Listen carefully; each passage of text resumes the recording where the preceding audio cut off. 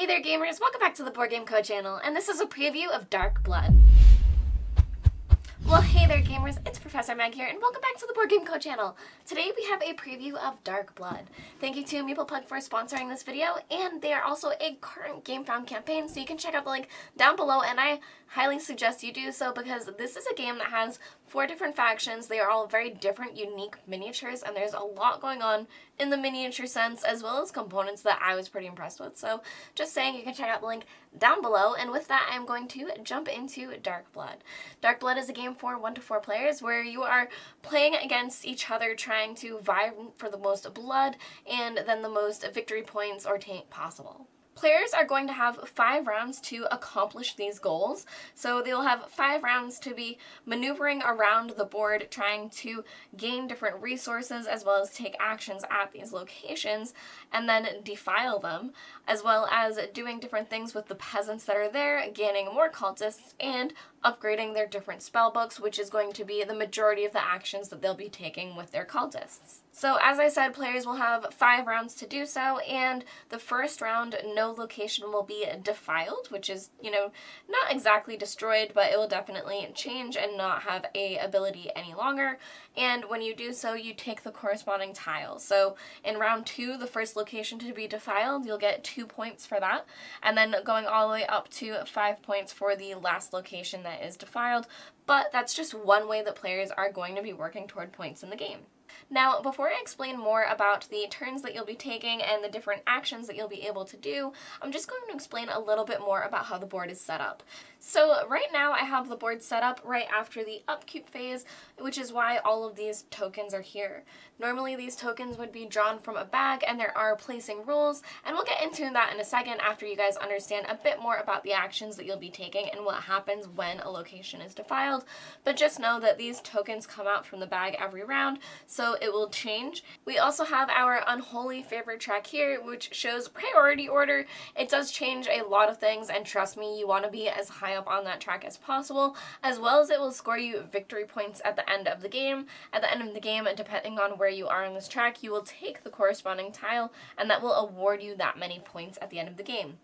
But for example, the Warlocks are currently in first place, followed by the Necromancers, and then the Demonologists, and then the Doomsayers. Another thing to note is each of these cards at the locations changes every game. So these would be shuffled and added to the different locations. So that is something that won't change, whereas these different victory points that you're going toward will always be the same, and you'll know how many points you're working toward for each location because they're triggered and defiled in order, meaning that the first one defiled will get 2, and then 3, 4, and 5, and these are also triggered by specific events that you'll know throughout the game. At the beginning of the game, there are also 4 different setups for these bags here. So you're going to be gaining blood, which you'll add into these bags to keep it secret, but your starting resources are also unknown to other players. There are 4 different ways that are in the rulebook, and then they're all mixed up and handed out to different players, and even if you play with less than 4 players, it's suggested that you make up the 4 different bags. That way it has a hint of mystery that you don't know exactly what the other players could have. Now, taking a look in here for this player, they received 3 blood, so they have 3 blood already, which will be something that's worth victory points at the end of the game, but they also have a 1 priority token and also a 2-point token. So this is just 2 points at the end of the game. It would be 2 taint for the player, but this is also telling them where they would begin on this unholy favorite track. So at the beginning of the game, the Necromancer player would start on the first spot, and at the end of the game, it's also worth 1 victory point, meaning that whoever is in last place would get 3 points and start last at the beginning of the game. So it's kind of a catch-up mechanic so that even if you are going last at the beginning of the game, you also are ending up with the most points for that particular token at the end of the game. Now that's also known to all players. The amount of blood and the other token that's in there are not known to other players, but you'll know right away the turn order from the Unholy Favor, and then you'll be able to deduce at least how many victory points the other players will be getting from those tiles specifically. Alright, and now we're going to go through the game phases so that you can understand the pace of play of the game and how you're going to be working toward these victory points.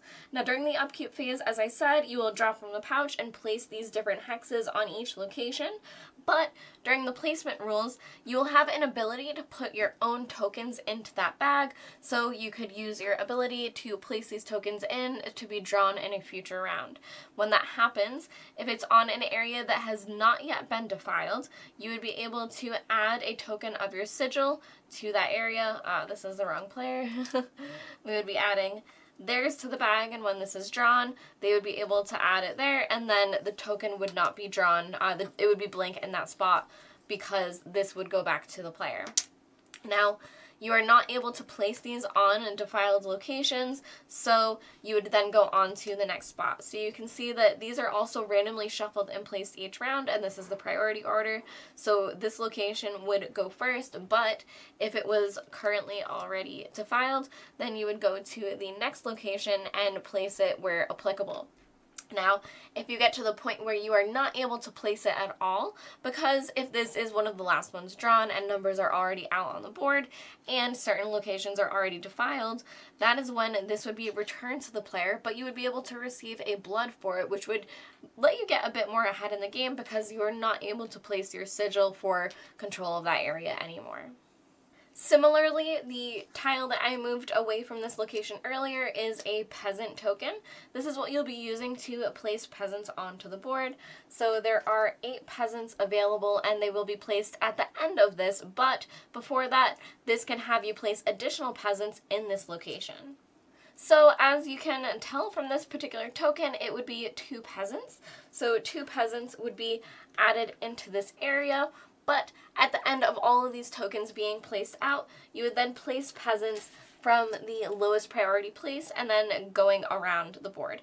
So we would go in the 5th spot, and then 4th, 3rd, 2nd, 1st, and then after that I have 1 remaining peasant, and he would be placed in the 5th spot as well, which is the church.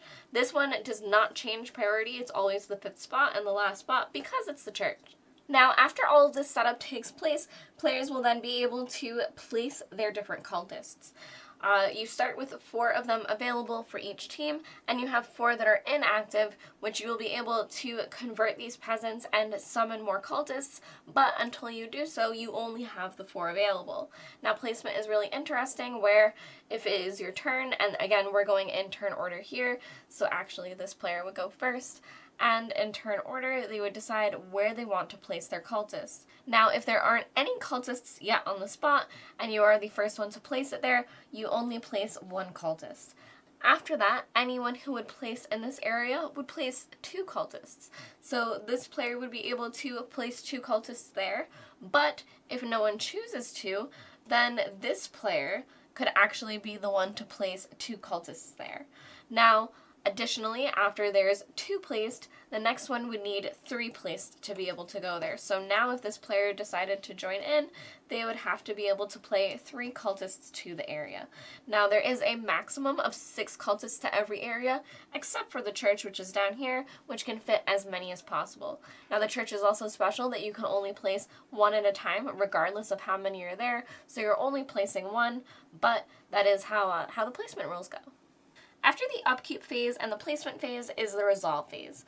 The resolve phase is going to be the meat and potatoes of the game, where that's going to be the majority of the actions that you're going to be doing, and this is going to be where you're really strategically choosing what things you'll upgrade and when to take which actions. So first, you will start from locations 1 to 5, and then you'll go in majority order. So just to prep this a little bit for you, I'm going to put these guys here, and we will put also these friends here, just to show you what this would look like. So you would start with the first location and then resolve them in order, and this is important because especially once you are able to gather some resources, you are then able to use the different abilities that are in your spellbook. So you'll want to definitely strategically plan ahead what you want to be doing, especially based on the priority order of the different locations available. So another thing that will happen is majority order. Starting with majority order is when you will take the actions that are available at a location. So for now, I'm just going to flip this over so that we still have this action available. But you can see here that there are 3 for this player, 2 for this player, 1 for this player, and 3 peasants. So looking at this player would get to go first, placing a cultist, and then this player, and then the red player. Now that order won't change even if some of these are destroyed or removed from the board. They're either killed or removed. Even if that happens, the order that is set when you look at the majority order is what will happen around until that location is resolved. Now, another reason majority order matters is because of the location cards. Whoever is first will get to do the location card ability before placing their first cultist. That's when they would have to trigger it, which again, that may be a reason why you want to have majority and further priority lower down, because you might need to gain resources first to then be able to trigger abilities in the locations that you want to. But for example, the location here is you may consume blood, steel, and any resource to upgrade one ritual. Now, we'll get to upgrading rituals very, very soon, but that would be a way for you to upgrade your ritual without doing it the traditional way. Now, after that, as I said, you'll go in majority order and take the different actions. One of them is that you'll be able to assign your cultist to the location actions. So for example here, you would be able to place them, and the number on the different token is the number of resources that would be produced. So for example, this is producing 1 graveyard dirt, so the player would be able to gain a graveyard dirt. But if that token was a 3, they would be able to gain 3 instead. Now, it always defaults to 1 for the ones that were tokens that were put back either into the board or onto the, back into the bag or onto the player's boards. So you'll always be able to gain at least 1, and this would be 1 silver instead for the player. Another thing that players will be able to do is change their fate with this unholy favored track. You'll be able to use one of your cultists and assign them over here, and basically what you would need to do is have a peasant available in your location, and you're actually going to kill them. After that, you would have to also be able to consume one of these resources, so you would choose where you're placing them, whether it's any resource, a steel or a blood, and you would place your person there, pay the things that you need to, and then the peasant that is killed would go over here. Now, there are 8 peasants at the beginning of the game, and depending on how many are killed from players round over round, they do not get placed again. So this is one that is permanently removed from the game, so you may want to do it to get yourself higher up on this unholy favor track, but you might also want to do it to deny other players from peasants available on the board. And if they aren't able to sacrifice a peasant, they aren't able to go any further up on this track and change that, except for certain things, which we'll get to, but that may be a reason for you to want to do that. Now, that is everything that players will be using their cultists for that is not in their spellbook here. You can also place your different cultists into your spellbook to activate different things. Now, players have up here at the top of their board 2 spots next to their corrupt action. This one for the Necromancer is Lore of the Night, and you are able to place a hex. That is when you'll be removing these from your boards, and you'll be gaining abilities that they are uncovering, which will make you stronger and stronger, but you will also be adding these to the bag, which will allow you to place your sigils to these different areas. We'll get to why that's important in Phase 4, which is defiling, but just know that you definitely want your sigils placed out in these different areas, and you really want to have the most if you're able to do so. Now, the next action is Monstrosity. This is something that is different for each of the factions. The one action that is the same is that corrupt action. Everything else is going to be different, and you are able to upgrade these different actions. So not only do you have different ones available, but you are able to make them even better, and this really makes the factions all feel very different. So for this one, you are able to consume a steel and a bone to gain a cultist. So this is how you'll be gaining your inactive cultist to be used in future rounds. And once you're able to upgrade this, you are then able to raise the dead, which is consuming just a steel instead to gain a cultist. Now, the next ability that all of the player boards have is Proselytize. So for here on the Necromancer board, it's Chill of Death, and these are ways that you'll be gaining blood, because whoever has the most blood at the end of the game will be able to get the most victory points, and that's definitely something that you want to try to push for. So for this, you would consume 2 steel as well as killing a peasant, and you would gain a cultist and a blood. So this is definitely a class where you are trying to exchange the peasants to turn them into cultists, you are converting them, and then you are also gaining blood for doing so. Now, below that, we have a skill and incantation. And skills and incantations are different because you can see that they only have one worker placement spot next to them. So all of these other abilities have two, meaning that you're able to do it twice per round, but both of these you're only able to do once per round. So this spell is Contagion, which is consume 2 graveyard dirt to return 2 enemy cultists. Now, there is a difference between killing and returning. If you kill them, they go down to the inactive slots, but if you return them, they do get returned to the active slots around here, so you don't have to pay to gain them again, but they do get them removed from the board, which is a way to kind of stop them from being able to do other actions there. Now, the incantation for the Necromancer is Akron, which is you can consume the bones and steal to gain a blood. Now that's very straightforward, but for that one, let's take a look at once it's upgraded.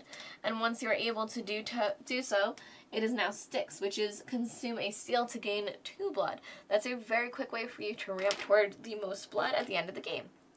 Now, to upgrade the different rituals, you need to have the resources available, and then you will pay them into these different areas. So, for example, here, we actually, let's see, do we have what we need? We actually don't. So let's say here that we had the anvil dust, and if we did, we would have it here with our resources and put them here with both of our graveyard dirts, and then we would be able to upgrade one of these different rituals. But where this one is already upgraded, obviously we would choose to upgrade our spell instead, which means we would be able to flip this over. Now, this will make you more and more powerful. It's definitely something that you'll want to do early in the game. That way your future turns will feel like you're really doing something important and you're gaining more and more blood, as well as placing out your sigils. The final phase of the round is defiling. Now, the location that has the most sigils will be defiled. So over here, you can see that we have 6 placed. We have 3, 2, and 1 respectively for the different players, and that is going to give them starting blood for that location. When a location is defiled, you're basically bidding for who gets to take the token. Now, in the beginning, it is only worth 2 points, but that could still be the difference between you winning and someone else. Plus, people may be paying less blood to be trying to take over that area, so you might be able to trick them. Now, each of your sigils is worth 2 blood, so this player has 6 already, this player has 4, and this player has 2. And players will go into their little satchels here, they'll take out as much blood as they think they want to bid for that, and they will hold it in their hands. This isn't enough, hold on, give me 1 second. I'm just gonna grab some. So, they take their blood in their hands, and then they show it, and they reveal what they were willing to bid. Now, whoever wins the bid does pay all of their blood, and anyone who loses would actually only get to keep half of their blood rounded up. So in this example, if I did pay the 3 and I lost, I would only be able to keep 2 of my 3 blood from that scenario. After that, the location simply becomes defiled, so the card would be flipped over where that location action is no longer able to happen, and the winning player would take this token, meaning that it would be victory points for them at the end of the game. Now, that is the only thing that you see besides the starting spots here for the points that you know that players are getting. There are different things that will be happening, such as secret objective cards, but some scoring will be happening at the end of the game. Another thing that you will know immediately is the first player to upgrade all 5 of their rituals will take this token here, which is worth 3 points at the end of the game. It will then go in order. Whoever does it next will take the next tile, etc., which would be worth 2 and then 1 point respectively, which can be another reason for you to work toward upgrading your rituals as quickly as possible. And with that, I'm going to go over how endgame scoring will go, because as you can see, a lot of these tiles will be dispersed. So first players will add up the different defiled location tokens that they have, and that will give them different Taint victory points that they'll be able to start adding to their score. So the first one that they will use is all of their defiled tokens. After that, there is this cult token, and the cult token is given to whoever has the most cultists summoned. Any tiebreakers are always broken by this unholy favor track, and that is no different, so this would be your tiebreaker for that aspect, and anyone who would come in 2nd, 3rd place, etc. would take the remaining tiles. This is a 4-player game, and there are only 3 tiles, meaning that the last the person coming in last place wouldn't get a tile or points for that, but that would be the next thing calculated, which would be your cults. After that, you would add the spellbook tokens, which are the ones that I mentioned for upgrading the different rituals. If someone did not upgrade all 5 of their rituals, you would then see who had the most and disperse those tokens respectively. And then players would also take blood tokens. So here are the blood tokens, and as you can imagine, whoever has the most blood at the end of the game will reveal that, take the token for 3 points, and then whoever's in second place will get the second place token, etc. Players will then also take these tokens, which are extremely valuable. Whoever is first in the unholy favor will take 6 points for this token, and then 4, and then 2. So you will also disperse those, as well as those tokens that I mentioned at the end of the game, or at the beginning of the game, which show where you started on this track. So you will take the tokens from here for where you ended, as well as the tokens that started in your pouch. And then finally, you also have the points from your starting points token that was also in here. After that, players will have their objective cards, and they'll add anything from that and tally together their score. So, for example, a score of 22 to 24 may seem normal, because here are our objective cards, such as the Iscariot. Gain 2 Taint if you have the most steel at the end of the game, so that's a way for you to gain 2, whereas the primal is if you have the least upgraded rituals, you gain 3 Taint. So this is a way for you to get a lot of points for taking the lowest token from that stack, and a way for you to kind of have a catch-up mechanic. A lot of things in this game are secrets, such as your amount of blood and your objective cards, so it really can come down to just a few points at the end of the game to see who might come out on top. Now that you understand how Dark Blood works, I think one of the most interesting things about this game is how unique the different factions are. I think it adds a lot of replayability, and there's a lot for you to discover as you play through the different factions, because they all behave very differently and have different ways of both gaining blood, placing their sigils out, attacking the peasants, and removing and killing the other people's cultists. So there's definitely a lot here for you to discover, and I also have something to say about a game that is a tight 5 rounds where you know you have a limited number of actions to do so, and you really want to be as efficient as possible, but when you're learning a new faction, you may also have to just kind of lean into some of the theme and see where it goes from there. For example, the Necromancer does a lot with bones and summoning different cultists from killing people, so that may just be a path that you want to go down. As a reminder, this was a sponsored preview. Thank you to Meeple Pug for sponsoring this, and their GameFound link is down below, so you can check that out. I'm Professor Meg, and thank you all for watching the Board Game Code channel. I will see you all next time. Bye!